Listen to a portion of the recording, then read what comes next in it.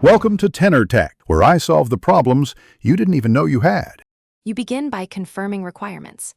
Make sure you have Windows 10/11 or Mac OS 10. 15 plus, at least 4 GB RAM and a GPU that supports video playback. Once done, pick a reputable live wallpaper application and download its installer. Verify the installer signature or source.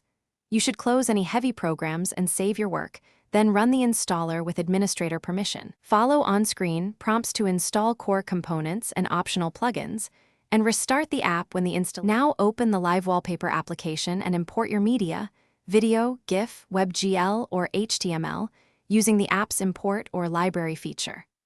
Once imported, adjust playback options. Choose loop or one-time play, mute audio if unwanted, and tweak brightness and scaling so the image fills your screen. Make sure the refresh rate matches your monitor and set performance limits if offered. Then apply it as your desktop background and enable Start with System so the wallpaper loads automatically at login. To finish, optimize performance. Reduce quality, lower frame rate, or disable complex shaders to save CPU and GPU cycles. If the wallpaper fails to display, make sure the app has permission to draw over the desktop and disable any conflicting overlay or virtual desktop tools. Once done, test by restarting the Wallpaper app. If problems persist, restart Windows or Mac OS and try again. As a last resort, reinstall the app. This clears corrupted settings.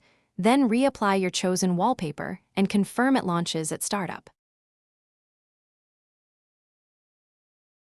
Thanks for watching. Subscribe to keep your life in tune.